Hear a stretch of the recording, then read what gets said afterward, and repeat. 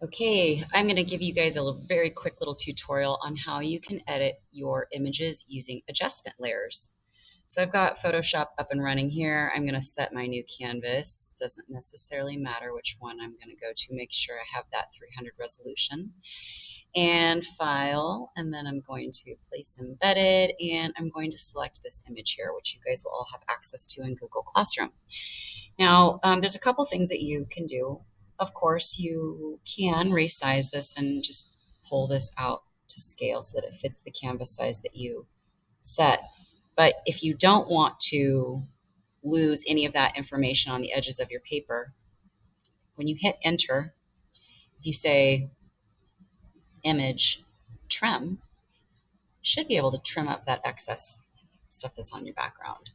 So looks like I might even have a little excess. That's a little bit better. I got a little extra white right there, but I think we'll be okay. You always also have your crop tool. And so if you're not familiar with your crop tool yet, you are welcome to do that as well.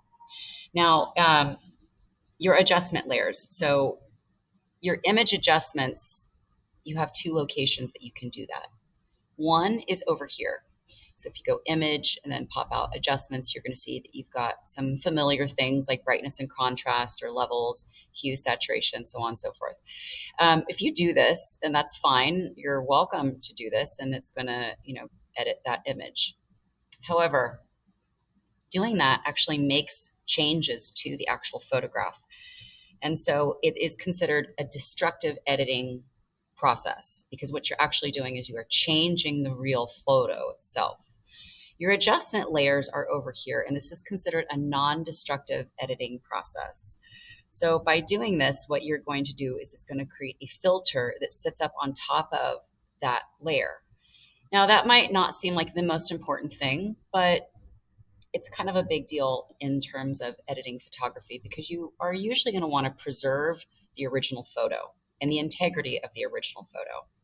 So this is a super cute photo, but it's a little dark. It's a little underexposed, so there wasn't quite enough light. We've got a lot of light coming in on the top, but we're not seeing all of those really beautiful details within our focal point here. Now, I am going to play just a little bit, and then you are going to be doing this on your own. So over in your adjustment layers here, you're going to see that you've got all these different options to play with. Now, the first place that I would like you to go to is your levels. And this is going to play with your values. So it's going to look at your darks are on the left side over here, and your middle tones are here, middle values, and you've got your highlights over here. So if you kind of play a little bit with this, now you're not trying to make this look like, all tripped out, but you're just trying to add some subtle light back into this photo. You don't want it too washed out. So fiddle with it until you feel like you're feeling a little better. Now, if you notice that as you pressed that adjustment layer, you got this new little linked layer that popped up, and this is telling you that it's an adjustment layer. And you can think of it kind of like a filter. So that is one place I'd like you to go, is to levels.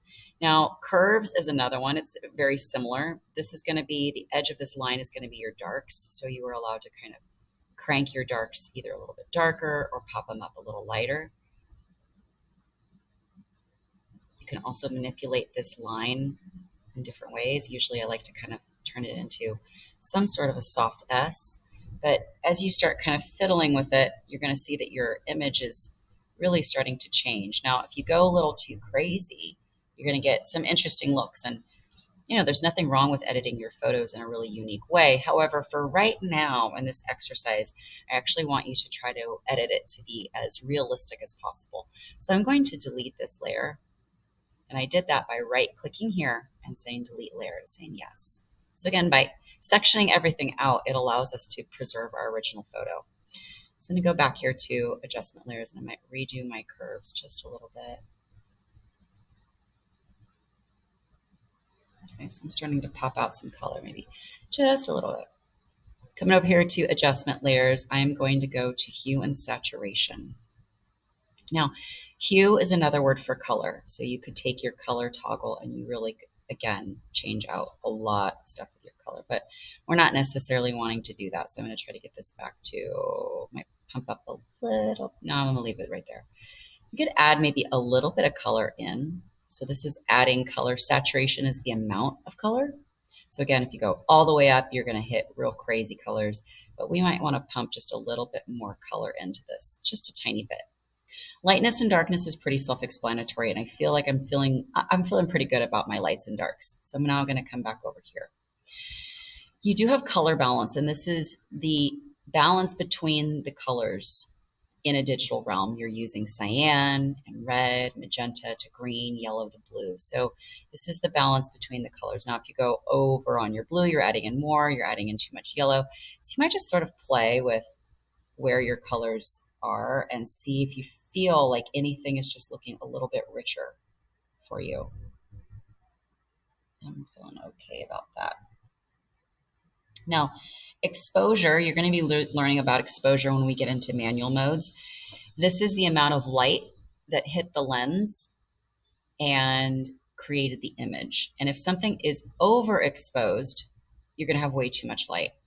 And if something is underexposed, you're not going to have enough light to create the image. It's going to be pretty dark or kind of washed out. So again, we're just going to manipulate this until we feel like we're getting a good look.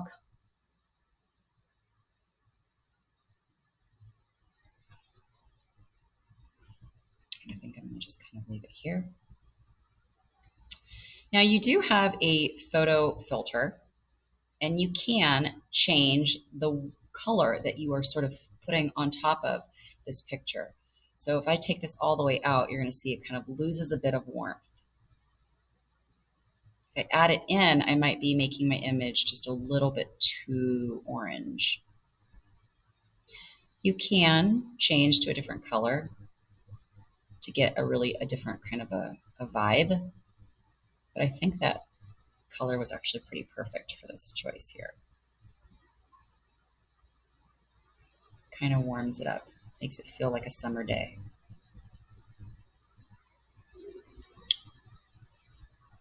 All right, so your job that you are going to be doing is you are going to be playing with your adjustment layers.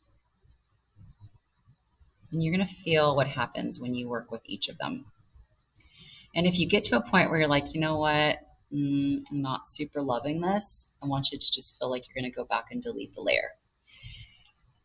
You're welcome to experiment. You're welcome to see what happens when you press something, and you're welcome to, play with it.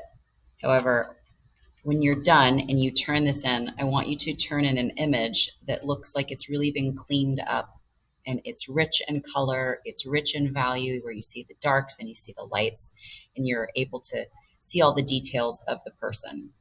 Now, if you want to kind of turn off a filter, again, remember you can click these little eyes to turn it off and see how subtly each of those adjustment layers are editing each step.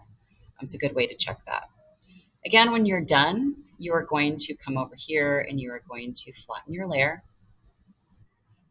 And you're going to come up and File, Save As, and you are going to save that into your week 3 folder.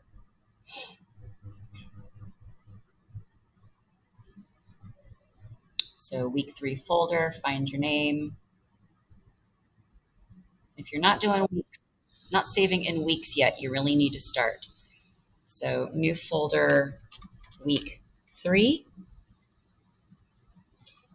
Open up your week 3. You're going to make a new folder for this one that's called Adjustment Layers. Open that up.